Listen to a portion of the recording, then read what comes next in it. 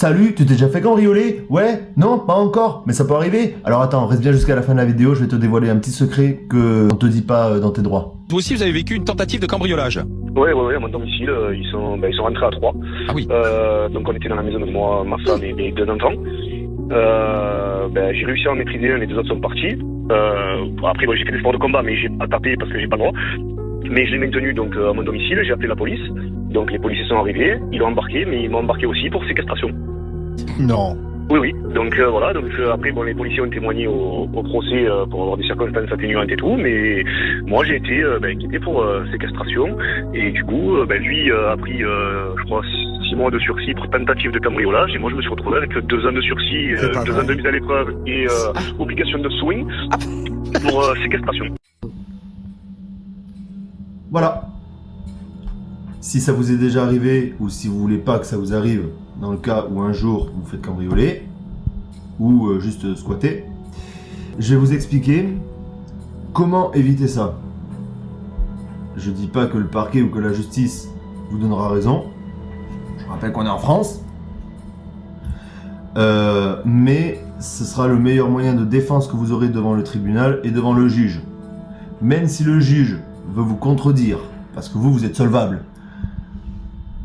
il aura rien d'autre à dire que parce que vous lui sortirez ça. Article 122.5, alinéa 2 du Code pénal.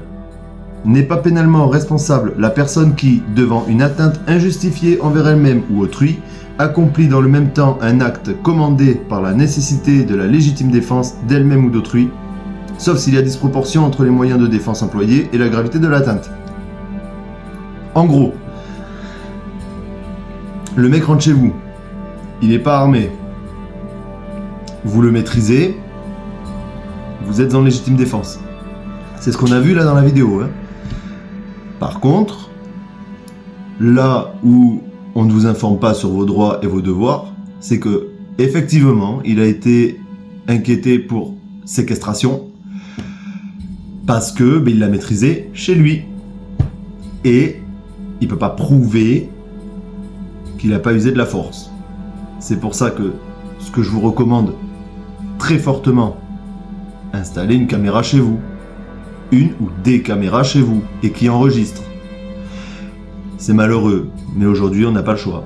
Parce que s'il y a une caméra, vous pouvez prouver par les images que, effectivement, vous êtes bien en légitime défense. Pour ce qui est de maîtriser un individu, vous devez le faire à l'extérieur de votre domicile, sur la voie publique.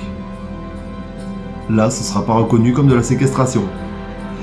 Il faut pouvoir le faire. Il faut pouvoir le faire, malheureusement. Mais ça, je suis pas sûr que madame la juge ou monsieur le juge soient en capacité de le faire, ça. Hein? Mais non, lui, il a ses gardes du corps. Hein? Il a ses bodyguards. Pour les personnes qui ont déjà des caméras chez eux, je tiens à vous informer. Ceux qui ont des caméras à l'entrée de chez eux, ne vous faites pas avoir. Oui, vous avez une caméra. Oui, ça filme devant chez vous. Mais attention, toute image qui concernera la voie publique ne sera pas recevable devant un tribunal. Parce que quand vous filmez, c'est votre propriété privée. Donc jusqu'à votre devant de porte, c'est bon. Là, c'est bon. Par contre, dès que vous êtes sur le trottoir, c'est-à-dire la voie publique, même si on voit les faits, même si on voit la tête du gars, ça ne sera pas pris en compte, parce que c'est sur la voie publique. Ne vous faites pas baiser la gueule sur ça. Donc, essayez de faire en sorte d'avoir des caméras aussi à l'intérieur du domicile. Là, vous avez tout le loisir de filmer. Tout ce qui pourrait être enregistré pourrait être recevable devant un tribunal. Tout ce qui concerne la voie publique ne sera pas recevable. Normalement, ce que vous devez même faire, c'est mettre un système de floutage pour flouter la voie publique. Normalement. Je tenais à vous informer de ça aussi. Donc ça, je rappelle, c'est l'article 122-5 alinéa 2 du Code pénal. Donc c'est pour tout ce qui est intrusion de biens habités. 2 jours. Parce que maintenant, on va vous parler de l'intrusion par la force ou la ruse d'un bien habité de nuit.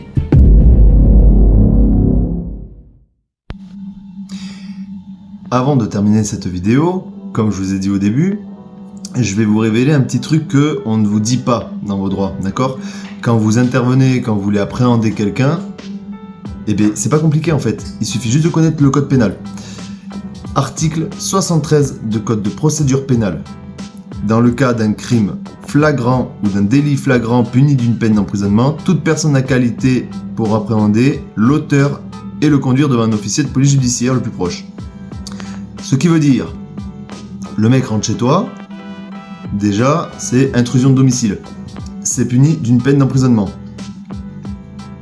Tu peux utiliser l'article 73 pour pouvoir l'appréhender et justifier en citant cet article devant le juge et devant le tribunal pour pouvoir te défendre. Il y a aussi quelque chose, l'article 122.7 n'est pas pénalement responsable la personne qui, face à un danger actuel ou imminent qui menace elle-même autrui ou un bien, accomplit un acte nécessaire à la sauvegarde de la personne ou du bien, sauf s'il y a disproportion entre les moyens employés et la gravité de la menace. Traduction, 122.7.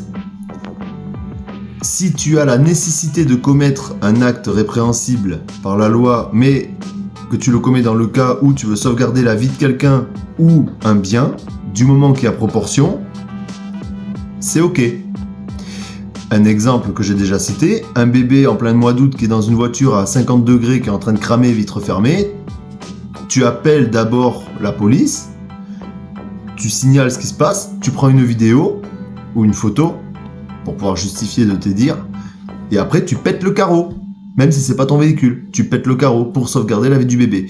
Là tu peux faire pareil, alors par contre il faut filmer, que ce soit de jour ou de nuit, hein. Tu filmes l'intrusion, comme ça on constate qu'effectivement il y a bien quelqu'un qui est rentré chez toi, ou tu as des caméras. Et dans ce cas-là, si tu maintiens la personne chez toi, tu peux justifier de par le 122.7 que c'était nécessaire parce que cette personne représente un danger soit pour ta vie, soit pour la vie de tes proches, soit pour ton bien. Maintenant que tu sais ça, tu te feras plus entuber par la justice.